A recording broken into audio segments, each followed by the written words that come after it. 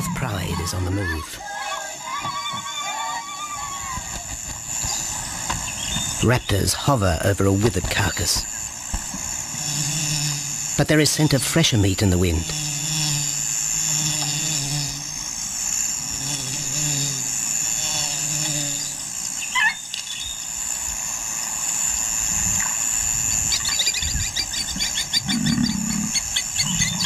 Pickings have been slim for Nabamba's pride since her fight with a startled warthog. The lioness is limping from the encounter.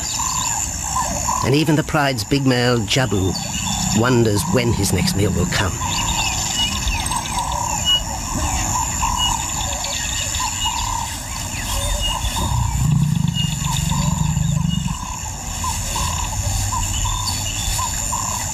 There's been no kill for 3 days, and Nabamba's cubs are hungry. Survival is tough across this tawny continent, and for the lions of Pinda Reserve, etched into the heart of Zululand, only those with speed and cunning will eat.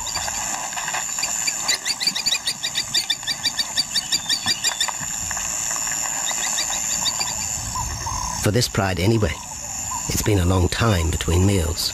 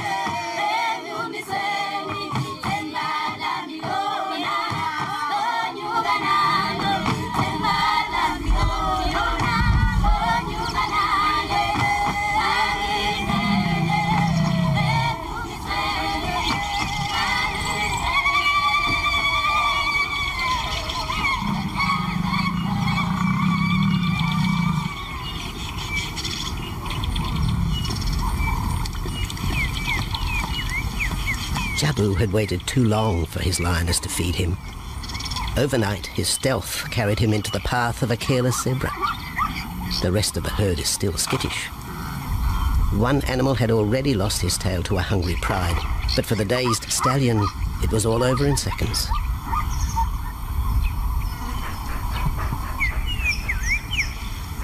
The big male watches his kill from a distance, exhausted by the chase, exhilarated by the sport.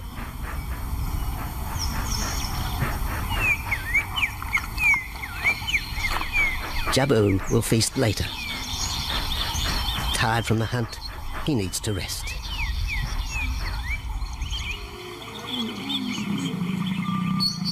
But his prey will be safe. Few scavengers will risk the sudden return of the Lion King.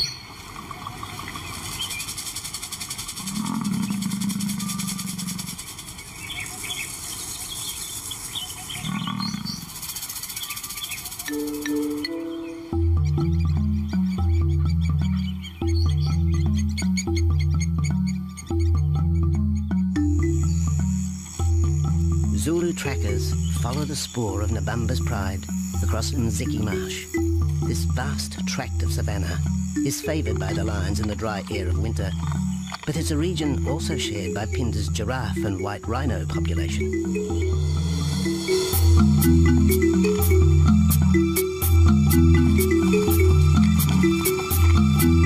Through modern times, most of southern Africa's wildlife has been ravaged by hunting and habitat loss. Farmland, overgrazed and buffeted by domestic stock, has ripped the heart out of the original bush. The open, broad-leaved woodland, acacia bushveld, and wetland habitat had all but disappeared, taking with it the wildlife.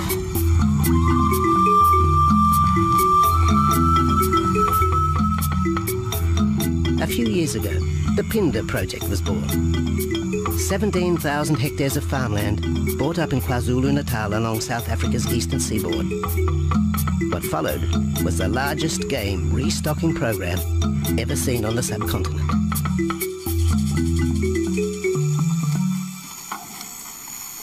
The land was overgrazed to a certain extent and it wasn't in very good shape. They put all these farms together, put a perimeter fence around it, and then brought in a lot of game.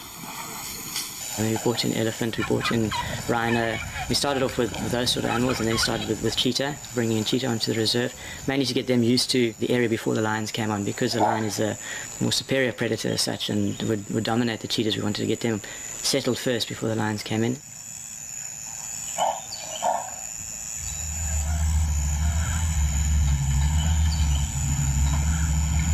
Andrew Lewis is habitat manager at Pinda, one of those committed to the restoration of southern Africa's ecosystem. Pinda is the Zulu word for return, and the aim of his company, Conservation Corporation Africa, is to return the land to its traditional wildlife and at the same time restore the habitat to its original state.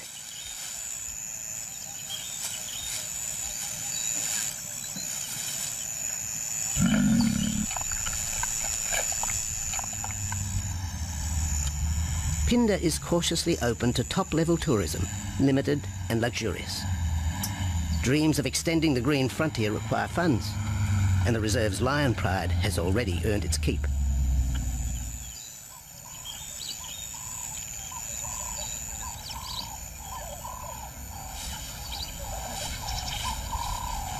The lions on this property are actually generating revenue for the property through ecotourism, and that they are a benefit to the wildlife because of the draw card. And a few animals, lions, elephants, for example, and rhinos, I mean, and possibly giraffes, but those are your main ones that people come to see. And we've been very fortunate to be able to have lions on the property, and I think those lions that we have given us amazing value for our guests, and by getting our guests in here, we're getting revenue into the area, and that's benefiting wildlife as a whole.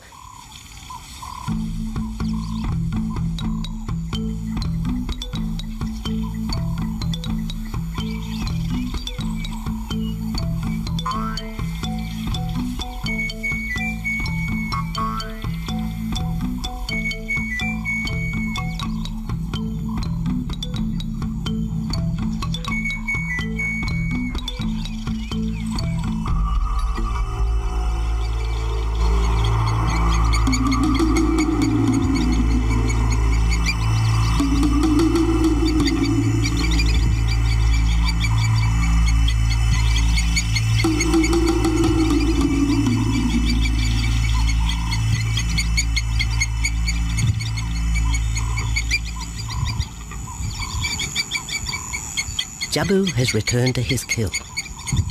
He licks the bloated carcass, but still there is no feeding. Lions will gloat over their prey, delaying the first bite until the meat ripens. For Jabu, the prospect of the meal is to be relished as much as the eventual feast.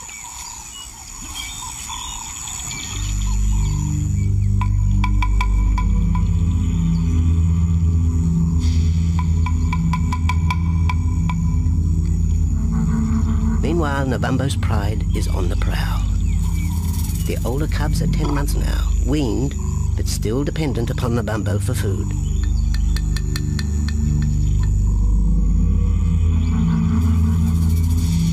The cubs are learning to stalk, but they won't kill for another 6 months.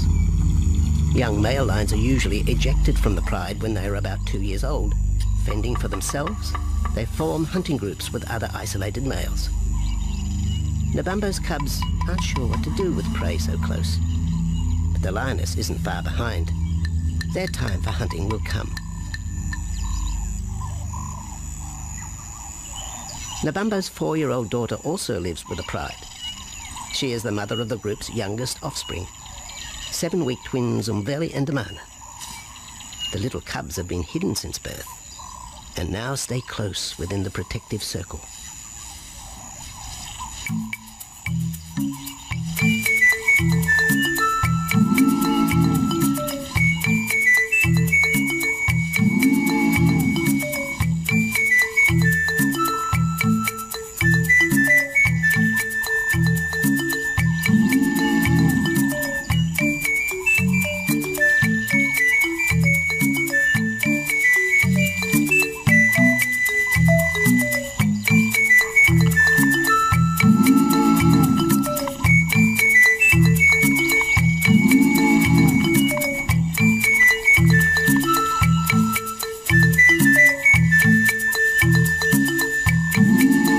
bamboo has little time for his small cub. When he is older, the mana will hunt with his father, but for the moment, the big male has nothing to do with his young son. Dejected, the cub finds solace among his siblings.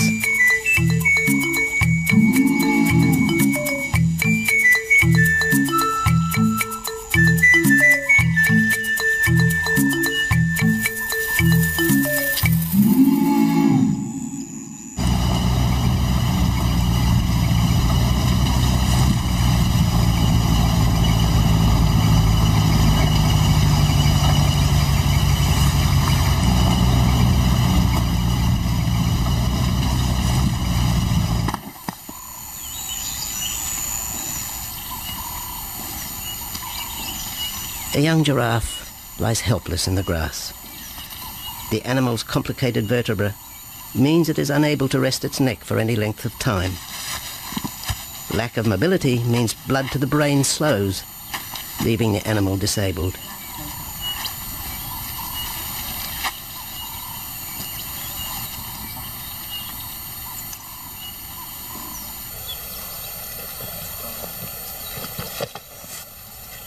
Efforts to lift the head fail, and rather than leave the giraffe vulnerable to predators, the young bull is shot by rangers.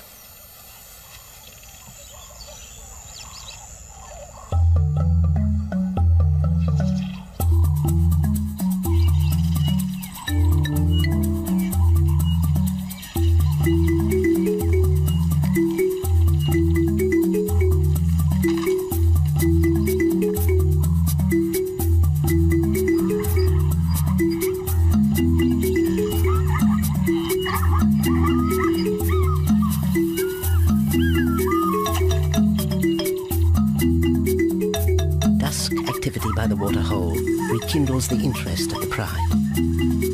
Nabambo is typical of most big cats. They conserve energy 20 hours a day, waking only to groom and hunt.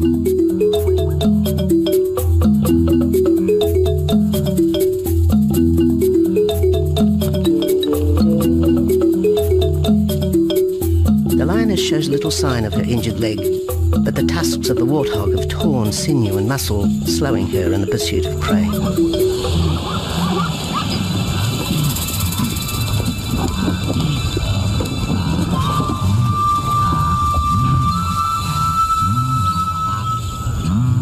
Once again, Nabambo in her pride will go hungry. But the big lioness senses another kill nearby. A young giraffe slain by humans will provide meat for her cubs. Leaving the pride, Nabambo follows the scent.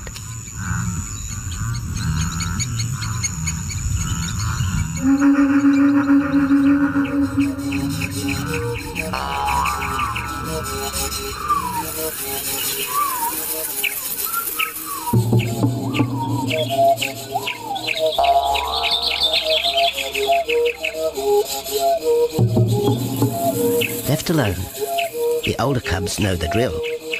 They will wait for Nabambo's call to take them to the kill.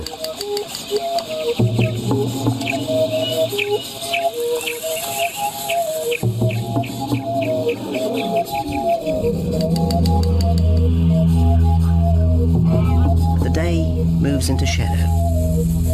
The cubs are restless and a little afraid. Adult lions have few enemies, but cubs, even those 10 months old, are at the mercy of leopard and other predators.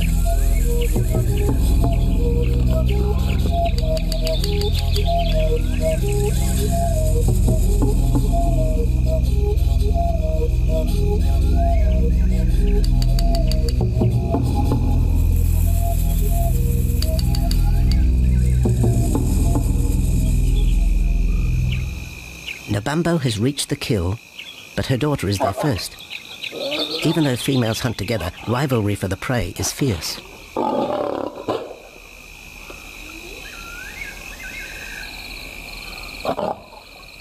The big lioness begins the trek back for her cubs, but the youngsters have heard her call and they meet halfway.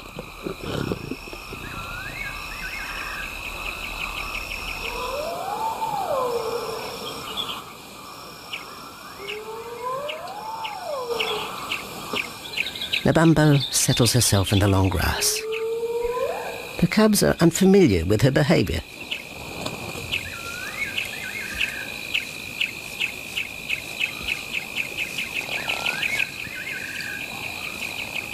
A female will usually head the charge with any kill, splitting the hide of the victim and leading the way for the pride to eat. But there is human scent around the giraffe, and the big lioness is cautious. She watches her cubs, hidden, alert to any potential threat.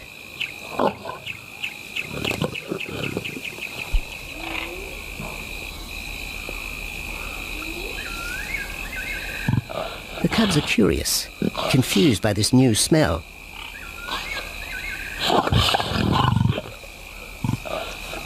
The lioness moves in for a final check, but she has already made up her mind. The carcass is tainted. There are foreign traces, a dangerous ambience. Instinct tells her this is not food fit for her cubs. Disappointed, Nabambo moves away, the scent of another night stalk already in the wind.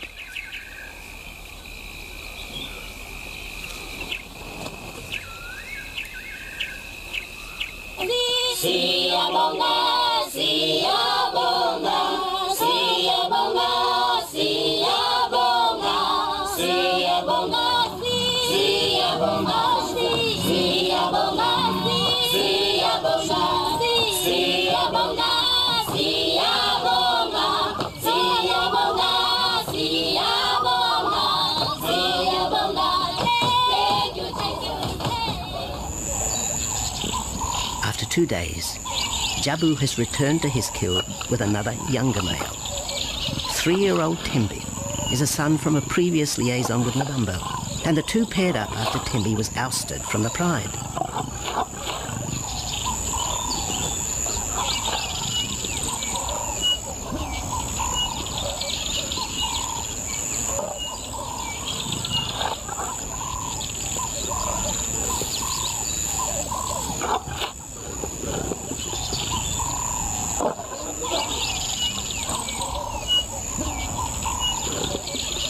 Pride males are lazy and will gladly let the females track down prey. But the theory that males won't hunt is a fallacy. Any hungry male will hunt for himself when no free lunch is provided by the lioness, hyenas or other predators.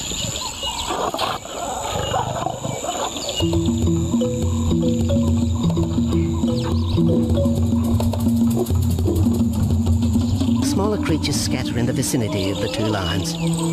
There will be no hunting for a while. Bloated after the zebra kill, both males will sleep for the next day, oblivious of their surroundings.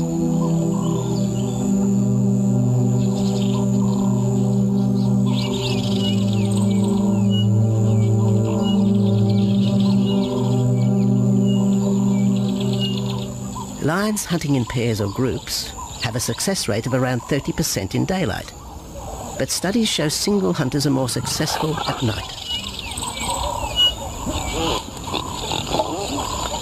Lions are sociable cats, the only group to take part in communal hunts.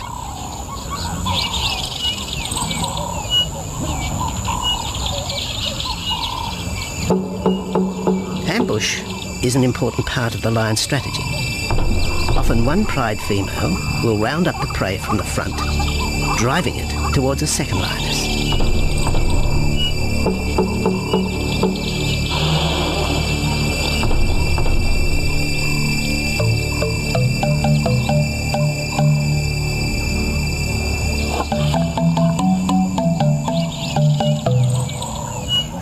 As in most cases, the pride male will only get involved if he has to.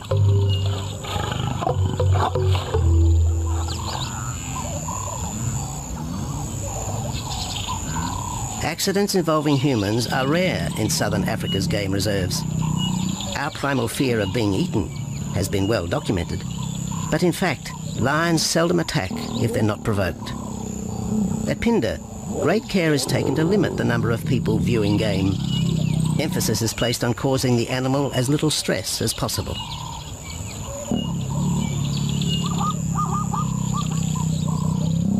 man isn't a part of their natural food source. They don't normally go out and hunt people. I think your lions are opportunists though, and I certainly think that if your lion is very hungry, under stress, I don't think they'll necessarily go out to hunt you down, but if you interfere with them, they'll certainly kill you. And there's a good chance they might eat you at the same time.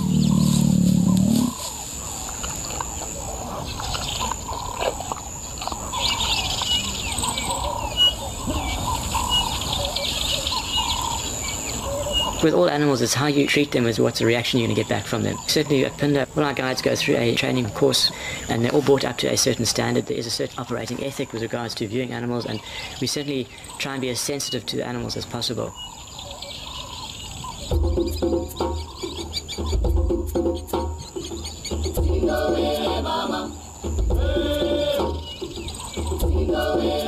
Cradled within the arms of the Ubomba Mountains and the Indian Ocean, Pinda covers one of the most diverse regions of Africa.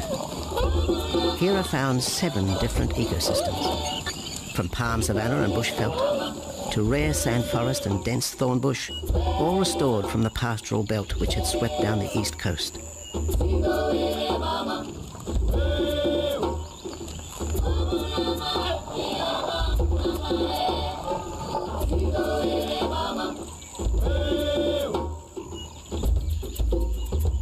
Where cotton, pineapple and cattle farms once stood, lion now roam their habitat again, alongside some traditional neighbours.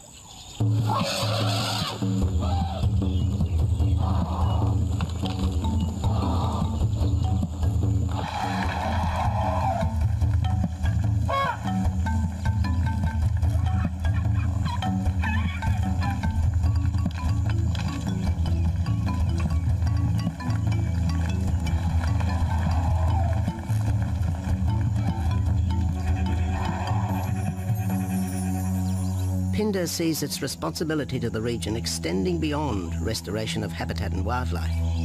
It provides schools and a clinic for the local Zulu community, as well as employment. In the eyes of Andrew Lewis, essential ingredients for a successful operation. It's very important to involve the communities around your reserve because they have to benefit as well. There's no point in just taking land, get some investors to invest in it. But if you don't allow the people who are on the periphery of that reserve to benefit from it, you're going to have an immense problem with poaching, and they're going to cut your fences down, and you're just going to have an uphill battle.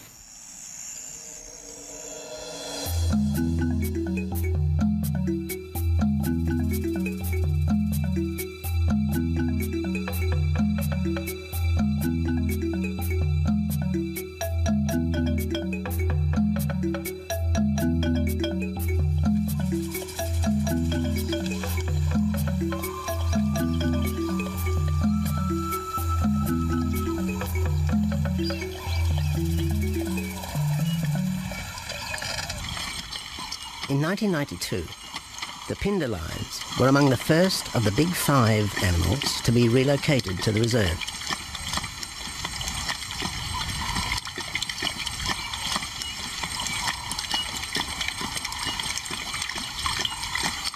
The original pride came from the northern province of South Africa, a vast scrubby region flanked by the ragged Drakensberg Mountains near the Mozambique border.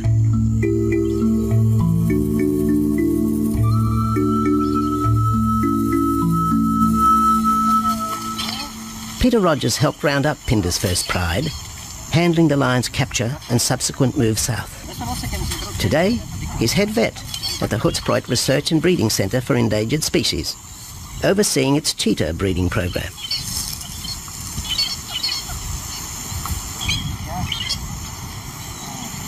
But it's the discovery of what's believed to be a long-extinct strain of lion that has put Peter's centre on the map.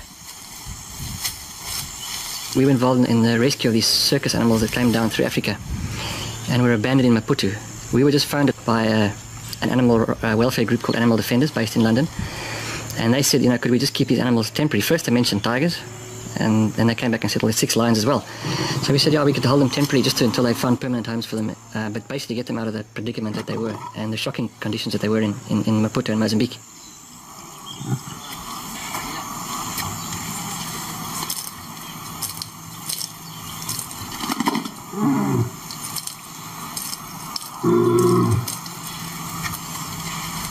When the lions arrived at the breeding centre, Their size, pale colouring, and the male's thick black belly mane put them into the category of the Cape or Barbary lion, not seen in the wild since the early 1920s.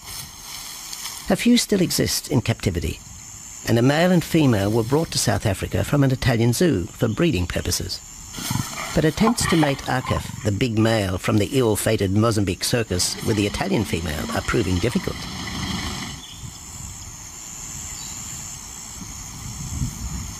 Akef is overprotective, even preventing the lioness from eating when the meat truck arrives.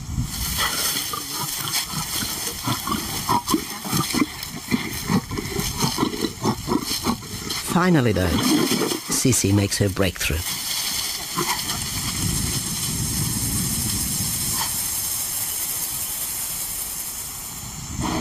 We'll see you up in the front there, Mark. You're going to go to that sort of middle central area. Where are you going to go? In the next enclosure, Arturo, the Italian Barbary male, is about to be sedated. His attention to his sister Sisi through the fence is hampering mating efforts, and Peter Rogers is keen to move the big male. He shoots the dart into Arturo's rump. Arturo has been sterilized, but while his breeding days are finished, he'll live out his days at the centre. 1.5 minutes now, so... His female companion, another Barbary from the Mozambique circus, is drawn away by the meat truck.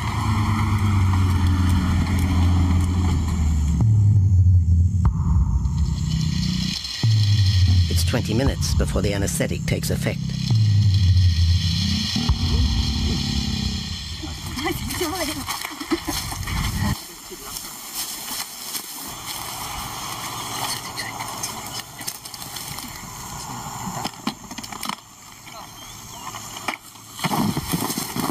It's nice to be the supervisor.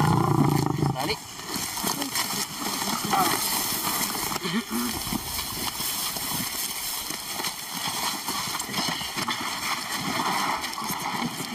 You need all your help at the bottom just to put him back into the cage, okay? One, two, three. Yeah.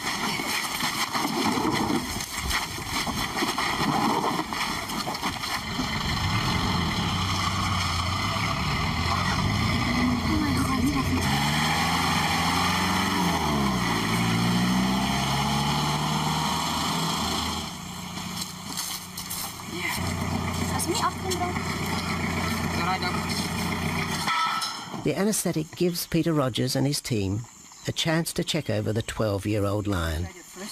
He'll spend a few weeks in this cage before being returned to his enclosure for observation. I still want to inject him and everything, Mark.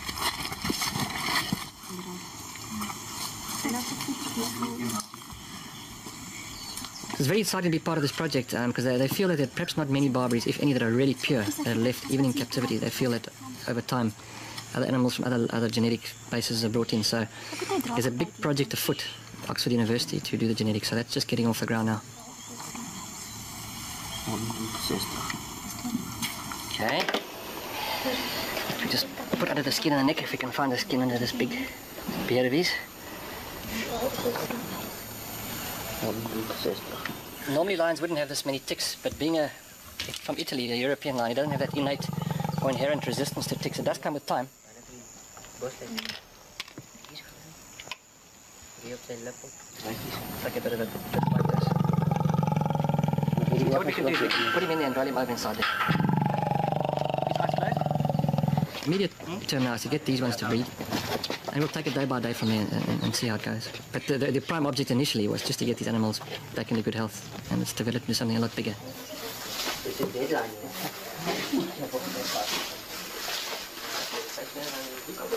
Yeah.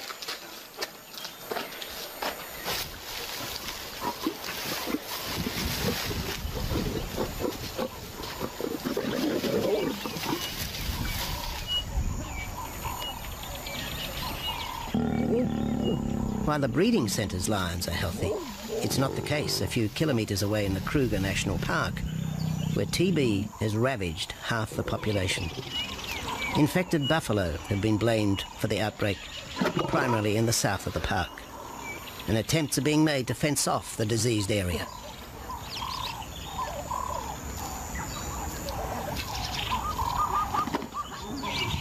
And the lions are preying on infected buffalo. Because it's an exotic disease, not an indigenous disease, the lions are totally naive and they've got no resistance to it. So it's a big problem. It's a very difficult decision to make as to what to do. It's a very topical and heated subject at the moment.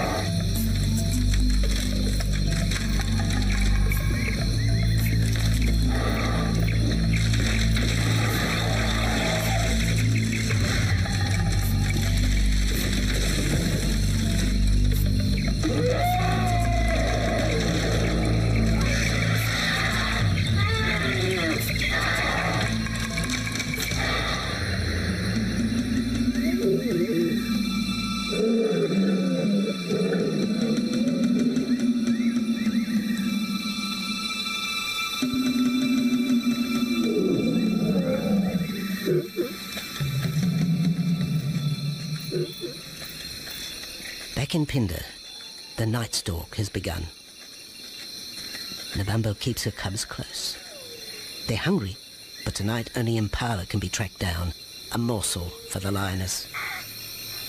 Food is scarce at this time of year, so the pride's territory covers a large area. Lions can only afford to be territorial where there is a reliable supply of game.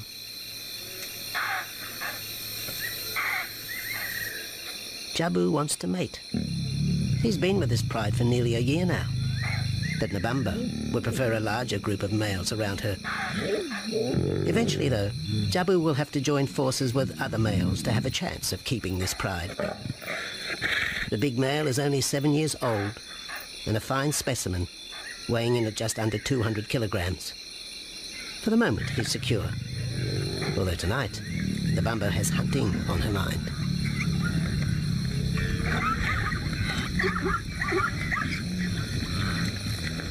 The cubs follow in the lioness's wake. If there is a kill, she will feed first. Often, weak cubs lose out to a hungry mother. High juvenile mortality rates are the result of lean times.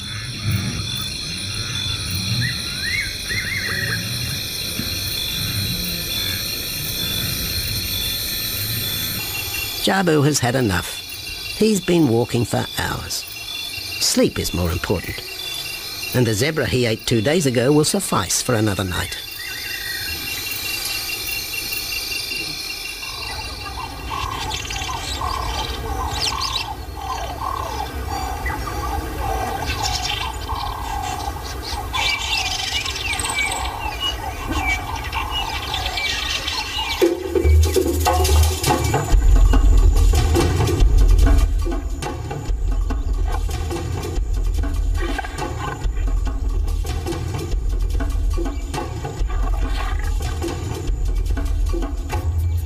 Nabambo has made a kill, a young Nyala buck. It's been 3 days since the pride has eaten, and this will provide meat for them all. But the lioness will eat first.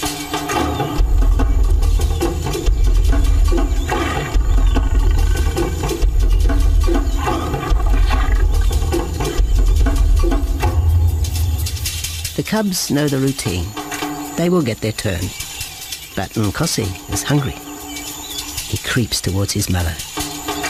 As the biggest of the cub,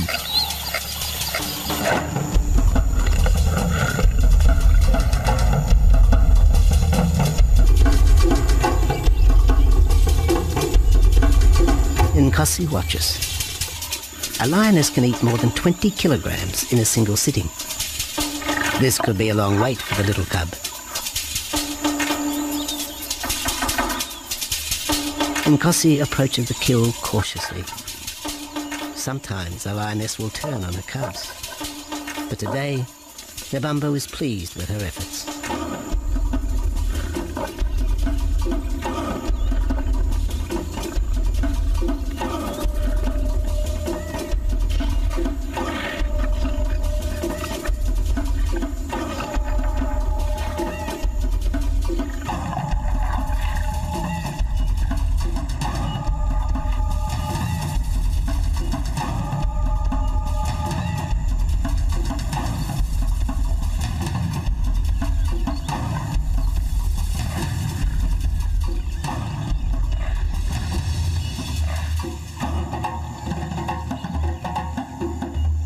Nabambo has had her fill, for the moment anyway. Lions never eat the stomach of a kill. She will bury it before dragging off the carcass. This way, hyenas and other predators are thrown off the scent. The evidence has been buried. The carcass is no more.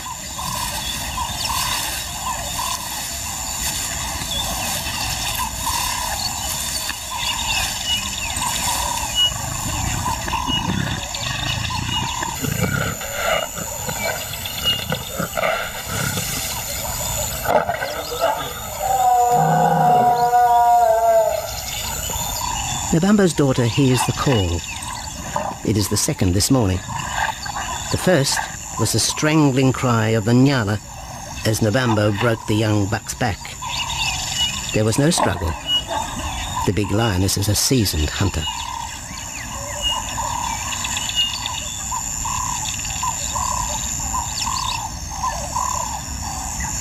The rest of the pride will feast on the carcass after Nabambo retires. But first, they will drag it into the bushes, away from prying eyes, away from raptors already circling the kill scene.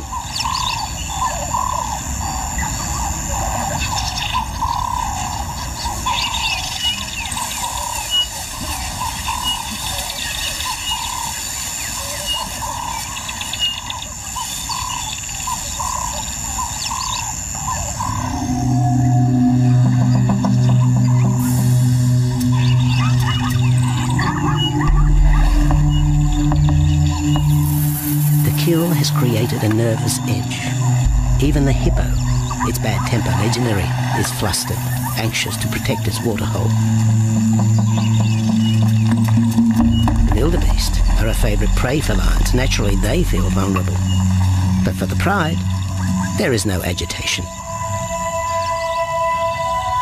Gorged, they will sleep for the next day.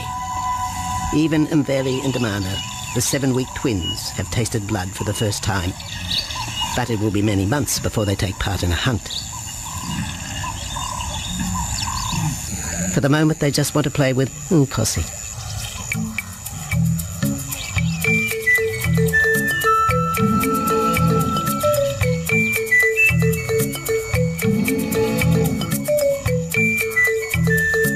The older cub is beginning to take on the shaggy mane of the bigger males.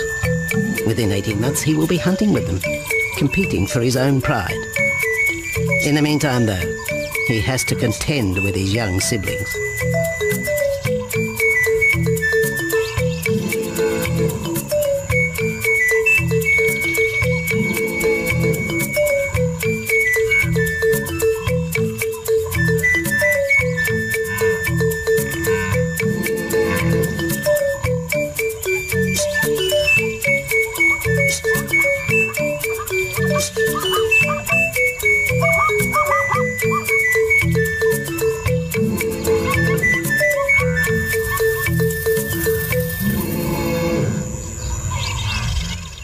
Jabu rejoins the pride.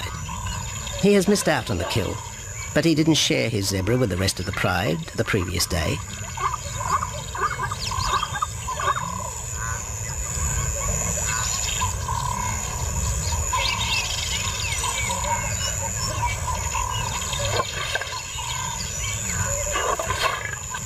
A half-hearted attempt at mating, but the big lion's attention is drawn to a curious onlooker. With the pride so close, the giraffe won't be sitting for long. Drinking and sitting is when they are at their most vulnerable.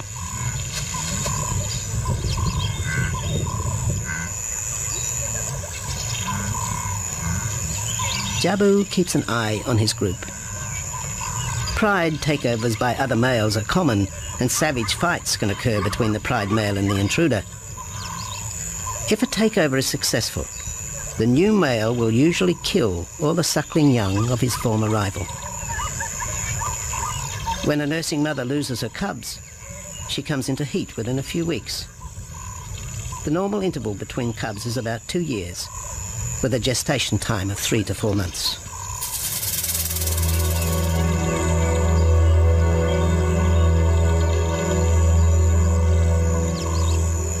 Jabu marks his territory, but it may soon be all in vain.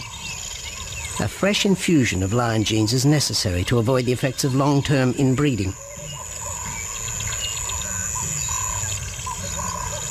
It's likely Jabu and his son Tembi will be swapped for males from another game reserve. This will broaden the bloodlines of future lions and avoid the genetic risks currently facing the pride at Phinda.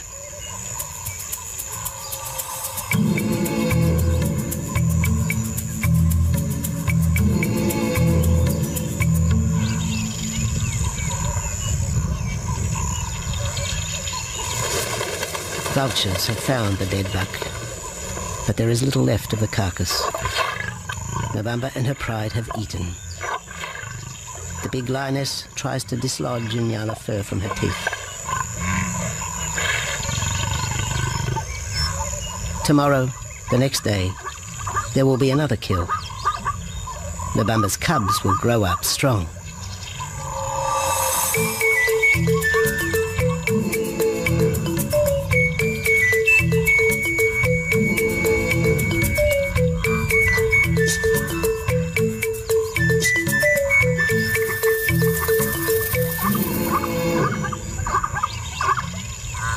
The lion is the greatest of all predators, the essence of all that is Africa. And yet, there are fewer than 50,000 left in the wild. The future for the species lies in managed reserves such as Phinda. Here in Zululand, the lion roams free for the first time since the beginning of this century. At Phinda, the philosophy has always been simple. Africa's wildlife land, undervalued and underutilized, is the continent's most precious natural resource. Focusing on the animals, their habitat and local communities is just the beginning of an African renaissance. Phinda is, after all, the Zulu word for return. Maybe too, it's a chance for man to redeem himself just a little.